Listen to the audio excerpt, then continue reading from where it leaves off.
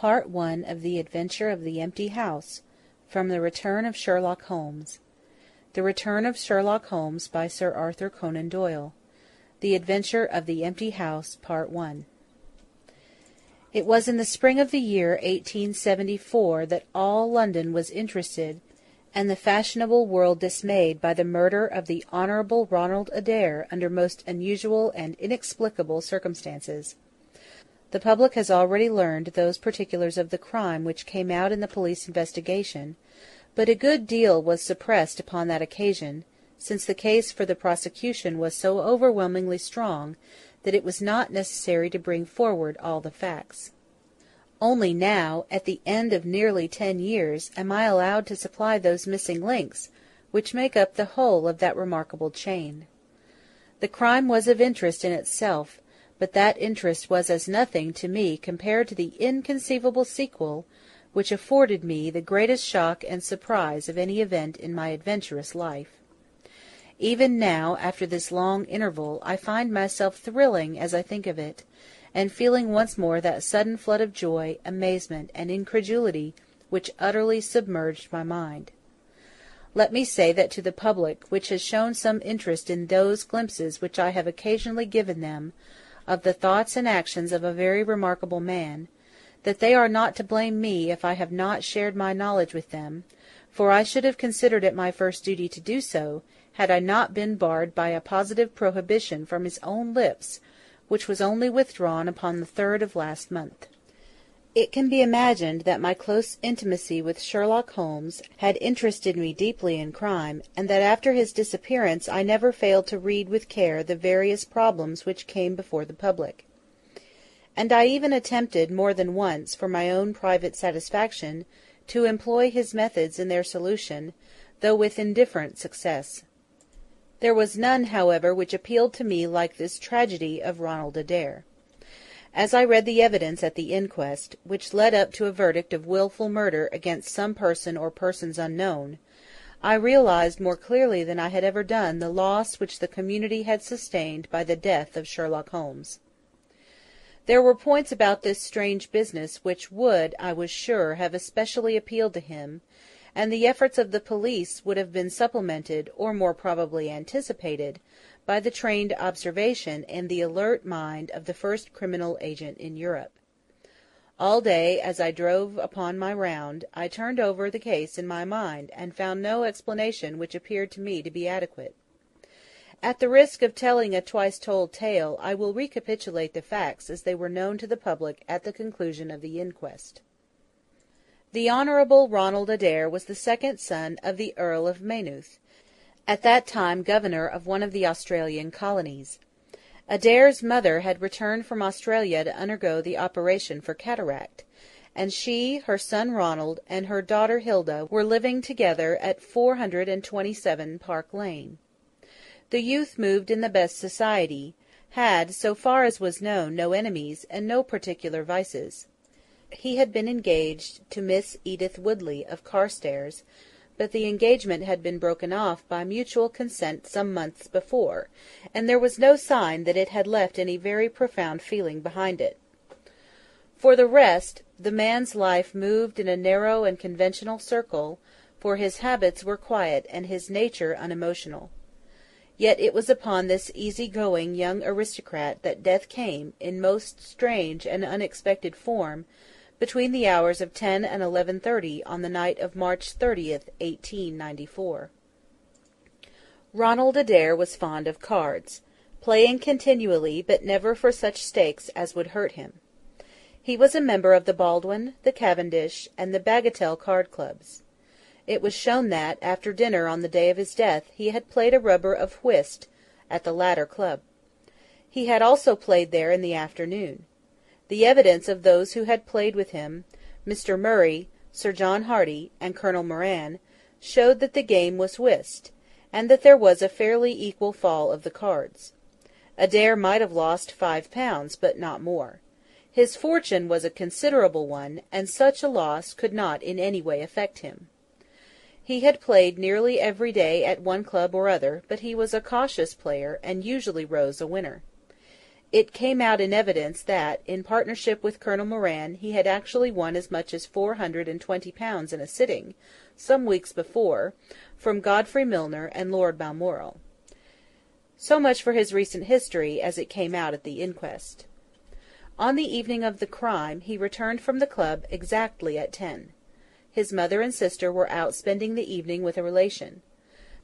The servant deposed that she heard him enter the front room on the second floor, generally used as his sitting-room. She had lit a fire there, and as it smoked she had opened the window. No sound was heard from the room until 11:20, the hour of the return of Lady Maynooth and her daughter. Desiring to say good night, she attempted to enter her son's room. The door was locked on the inside, and no answer could be got to their cries and knocking. Help was obtained, and the door forced. The unfortunate young man was found lying near the table. His head had been horribly mutilated by an expanding revolver bullet, but no weapon of any sort was to be found in the room. On the table lay 2 bank-notes for £10 each, and £17 10 in silver and gold, the money arranged in little piles of varying amount. There were some figures also upon a sheet of paper, with the names of some club friends opposite to them, from which it was conjectured that before his death he was endeavouring to make out his losses or winnings at cards. A minute examination of the circumstances served only to make the case more complex. In the first place, no reason could be given why the young man should have fastened the door upon the inside. There was the possibility that the murderer had done this, and had afterwards escaped by the window. The drop was at least 20 feet, however, and a bed of crocuses in full bloom lay beneath. Neither the flowers nor the earth showed any sign of having been disturbed, nor were there any marks upon the narrow strip of grass which separated the house from the road. Apparently, therefore, it was the young man himself who had fastened the door. But how did he come by his death? No one could have climbed up to the window without leaving traces. Suppose a man had fired through the window, he would indeed be a remarkable shot, who could, with a revolver, inflict so deadly a wound. Again, Park Lane is a frequented thoroughfare. There is a cab-stand within 100 yards of the house. No one had heard a shot. And yet there was the dead man, and there was the revolver bullet, which had mushroomed out, as soft-nosed bullets will, and so inflicted a wound which must have caused instantaneous death. Such were the circumstances of the Park Lane mystery, which were further complicated by entire absence of motive, since, as I have said, young Adair was not known to have any enemy, and no attempt had been made to remove the money or valuables in the room. All day I turned these facts over in my mind, endeavouring to hit upon some theory which could reconcile them all, and to find that line of least resistance which my poor friend had declared to be the starting point of every investigation. I confess that I made little progress. In the evening I strolled across the park, and found myself about 6 o'clock at the Oxford Street end of Park Lane. A group of loafers upon the pavements, all staring up at a particular window, directed me to the house which I had come to see. A tall, thin man with coloured glasses, whom I strongly suspected of being a plain-clothes detective, was pointing out some theory of his own, while the others crowded round to listen to what he said. I got as near him as I could, but his observations seemed to me to be absurd, so I withdrew again in some disgust. As I did so, I struck against an elderly deformed man, who had been behind me, and I knocked down several books which he was carrying. I remember that as I picked them up, I observed the title of one of them, The Origin of Tree Worship, and it struck me that the fellow must be some poor bibliophile, who, either as a trade or as a hobby, was a collector of obscure volumes. I endeavoured to apologize for the accident, but it was evident that these books which I had so unfortunately maltreated were very precious objects in the eyes of their owner. With a snarl of contempt he turned upon his heel, and I saw his curved back and white side-whiskers disappear among the throng. My observations of No. 427 Park Lane did little to clear up the problem in which I was interested. The house was separated from the street by a low wall and railing, the whole not more than 5 feet high. It was perfectly easy, therefore, for any one to get into the garden, but the window was entirely inaccessible, since there was no water-pipe or anything which could help the most active man to climb it. More puzzled than ever, I retraced my steps to Kensington. I had not been in my study 5 minutes when the maid entered to say that a person desired to see me. To my astonishment it was none other than my strange old book-collector, his sharp, wizened face peering out from a frame of white hair, and his precious volumes, a dozen of them at least, wedged under his right arm. "You're surprised to see me, sir," said he, in a strange, croaking voice. I acknowledged that I was. "Well, I've a conscience, sir, and when I chanced to see you go into this house as I came hobbling after you, I thought to myself, I'll just step in and see that kind gentleman, and tell him that if I was a bit gruff in my manner there was not any harm meant, and that I am much obliged to him for picking up my books." "You make too much of a trifle," said I. "May I ask how you knew who I was?"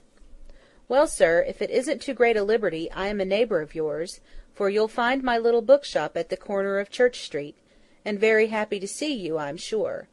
Maybe you collect yourself, sir. Here's British Birds, and Catullus, and the Holy War, a bargain every one of them. With 5 volumes you could just fill that gap on that second shelf. It looks untidy, does it not, sir?" I moved my head to look at the cabinet behind me. When I turned again, Sherlock Holmes was standing smiling at me across my study table. I rose to my feet, stared at him for some seconds in utter amazement, and then it appears that I must have fainted for the first and the last time in my life. Certainly a grey mist swirled before my eyes, and when it cleared I found my collar ends undone and the tingling aftertaste of brandy upon my lips. Holmes was bending over my chair, his flask in his hand. "My dear Watson," said the well-remembered voice, "I owe you 1,000 apologies. I had no idea that you would be so affected." I gripped him by the arms. "Holmes!" I cried. "Is it really you? Can it indeed be that you are alive? Is it possible that you succeeded in climbing out of that awful abyss?" "Wait a moment," said he. "Are you sure that you are really fit to discuss things? I have given you a serious shock by my unnecessarily dramatic reappearance." "I am all right, but indeed, Holmes, I can hardly believe my eyes. Good heavens! To think that you of all men, should be standing in my study!" Again I gripped him by the sleeve, and felt the thin, sinewy arm beneath it. "Well, you're not a spirit, anyhow," I said. "My dear chap, I'm overjoyed to see you. Sit down, and tell me how you came alive out of that dreadful chasm." He sat opposite to me, and lit a cigarette in his old, nonchalant manner. He was dressed in the seedy frock-coat of the book-merchant, but the rest of that individual lay in a pile of white hair and old books upon the table. Holmes looked even thinner and keener than of old, but there was a dead-white tinge in his aquiline face which told me that his life recently had not been a healthy one. "I am glad to stretch myself, Watson," said he. "It is no joke when a tall man has to take a foot off his stature for several hours on end. Now, my dear fellow, in the matter of these explanations, we have, if I may ask for your cooperation, a hard and dangerous night's work in front of us. Perhaps it would be better if I gave you an account of the whole situation when that work is finished." "I am full of curiosity. I should much prefer to hear now." "You'll come with me tonight?" "When you like, and where you like." "This is indeed like the old days. We shall have a time for a mouthful of dinner before we need go. Well then, about that chasm. I had no serious difficulty in getting out of it, for the very simple reason that I was never in it." "You never were in it?" "No, Watson, I never was in it. My note to you was absolutely genuine. I had little doubt that I had come to the end of my career when I perceived the somewhat sinister figure of the late Professor Moriarty standing upon the narrow pathway which led to safety. I read an inexorable purpose in his grey eyes. I exchanged some remarks with him, therefore, and obtained his courteous permission to write the short note which you afterwards received. I left it, with my cigarette-box and my stick, and I walked along the pathway, Moriarty still at my heels. When I reached the end I stood at bay. He drew no weapon, but he rushed at me and threw his long arms around me.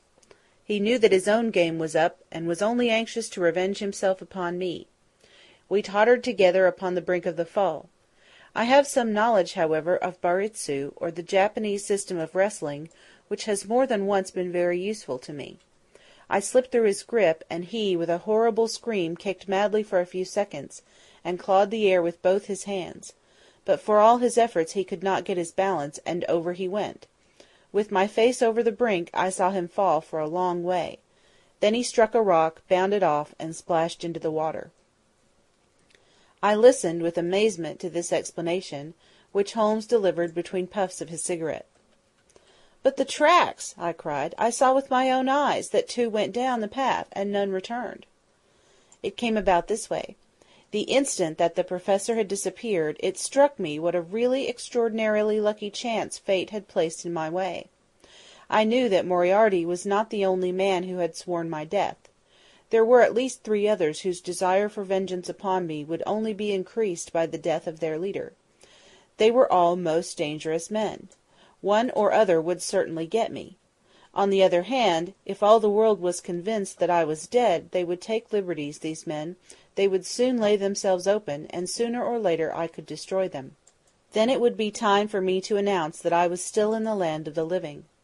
So rapidly does the brain act that I believe I had thought this all out before Professor Moriarty had reached the bottom of the Reichenbach Fall. I stood up and examined the rocky wall behind me. In your picturesque account of the matter, which I read with great interest some months later, you assert that the wall was sheer. That was not literally true. A few small footholds presented themselves, and there was some indication of a ledge.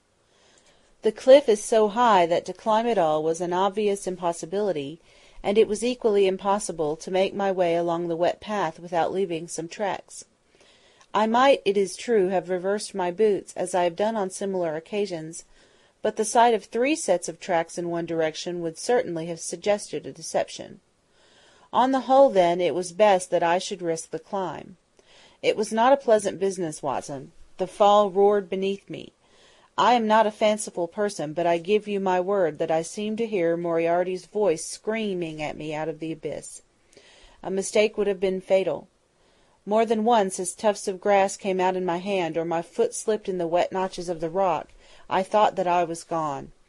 But I struggled upwards, and at last I reached a ledge several feet deep and covered with soft green moss, where I could lie unseen in the most perfect comfort.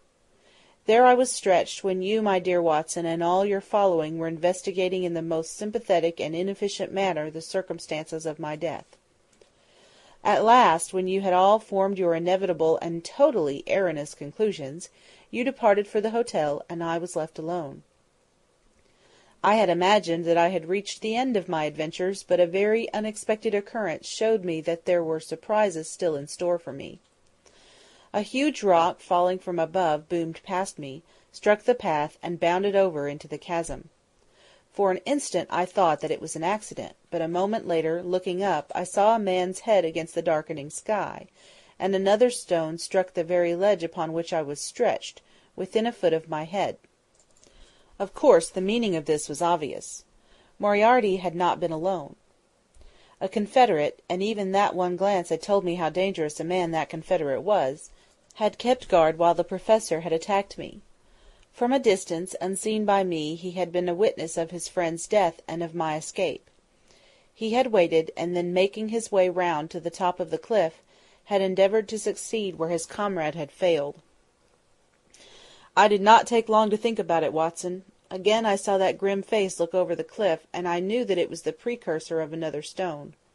I scrambled down on to the path. I don't think I could have done it in cold blood. It was 100 times more difficult than getting up. But I had no time to think of the danger, for another stone sang past me as I hung my hands from the edge of the ledge. Half-way down I slipped, but by the blessing of God I landed, torn and bleeding, upon the path. I took to my heels, did 10 miles over the mountains in the darkness, and a week later I found myself in Florence, with the certainty that no one in the world knew what had become of me. I had only one confidant, my brother Mycroft. I owe you many apologies, my dear Watson, but it was all important that it should be thought that I was dead, and it is quite certain that you would not have written so convincing an account of my unhappy end, had you not yourself thought that it was true. Several times during the last 3 years I have taken up my pen to write to you, but always I feared lest your affectionate regard for me should tempt you to some indiscretion which would betray my secret. For that reason I turned away from you this evening when you upset my books, for I was in danger at the time, and any show of surprise and emotion upon your part might have drawn attention to my identity, and led to the most deplorable and irreparable results. As to Mycroft, I had to confide in him in order to obtain the money which I needed. The course of events in London did not run so well as I had hoped, for the trial of the Moriarty gang left two of its most dangerous members, my own most vindictive enemies, at liberty. I travelled for 2 years in Tibet, therefore, and amused myself by visiting Lhasa, and spending some days with the head Lama. You may have read of the remarkable explorations of a Norwegian named Sigerson, but I am sure that it never occurred to you that you were receiving news of your friend. I then passed through Persia, looked in at Mecca, and paid a short but interesting visit to the Khalifa at Khartoum, the results of which I have communicated to the Foreign Office.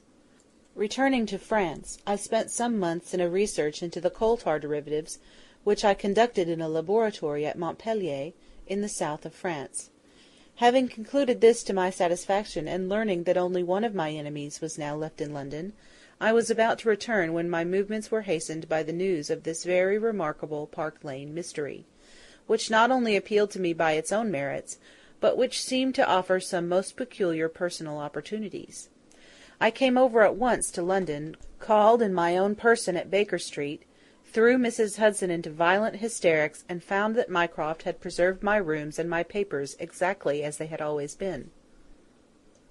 So it was, my dear Watson, that at 2 o'clock to-day I found myself in my old armchair in my old room, and only wishing that I could have seen my old friend Watson in the other chair which he has so often adorned. Such was the remarkable narrative to which I listened on that April evening, a narrative which would have been utterly incredible to me had it not been confirmed by the actual sight of the tall, spare figure, and the keen, eager face, which I had never thought to see again. In some manner he had learned of my own sad bereavement, and his sympathy was shown in his manner rather than in his words. "Work is the best antidote to sorrow, my dear Watson," said he, "and I have a piece of work for us both to-night, which, if we can bring it to a successful conclusion, will in itself justify a man's life on this planet." In vain I begged him to tell me more. "You will hear and see enough before morning," he answered. "We have 3 years of the past to discuss. Let that suffice until 9:30, when we start upon the notable adventure of the empty house." It was indeed like old times when, at that hour, I found myself seated beside him in a hansom, my revolver in my pocket, and the thrill of adventure in my heart. Holmes was cold and stern and silent. As the gleam of the street lamps flashed upon his austere features, I saw that his brows were drawn down in thought and his thin lips compressed. I knew not what wild beast we were about to hunt down in the dark jungle of criminal London, but I was well assured, from the bearing of this master huntsman, that the adventure was a most grave one, while the sardonic smile which occasionally broke through his ascetic gloom boded little good for the object of our quest. I had imagined that we were bound for Baker Street, but Holmes stopped the cab at the corner of Cavendish Square. I observed that as he stepped out he gave a most searching glance to right and left, and at every subsequent street corner he took the utmost pains to assure that he was not followed. Our route was certainly a singular one. Holmes's knowledge of the byways of London was extraordinary, and on this occasion he passed rapidly, and with an assured step, through a network of mews and stables, the very existence of which I had never known. We emerged at last into a small road, lined with old, gloomy houses, which led us into Manchester Street, and so to Blandford Street. Here he turned swiftly down a narrow passage, passed through a wooden gate into a deserted yard, and then opened with a key the back door of a house. We entered together, and he closed it behind us. The place was pitch dark, but it was evident to me that it was an empty house. Our feet creaked and crackled over the bare planking, and my outstretched hand touched a wall from which the paper was hanging in ribbons. Holmes's cold, thin fingers closed round my wrist, and led me forward down a long hall, until I dimly saw the murky fanlight over the door. Here Holmes turned suddenly to the right, and we found ourselves in a large, square, empty room, heavily shadowed in the corners, but faintly lit in the centre from the lights of the street beyond. There was no lamp near, and the window was thick with dust, so that we could only just discern each other's figures within. My companion put his hand upon my shoulder, and his lips close to my ear. "Do you know where we are?" he whispered. "Surely that is Baker Street," I answered, staring through the dim window. "Exactly. We are in Camden House, which stands opposite to our own old quarters." "But why are we here?" "Because it commands so excellent a view of that picturesque pile. Might I trouble you, my dear Watson, to draw a little nearer to the window, taking every precaution not to show yourself, and then to look up at our old rooms, the starting point of so many of your little fairy tales? We will see if my 3 years of absence have entirely taken away my power to surprise you." End of The Adventure of the Empty House, Part 1.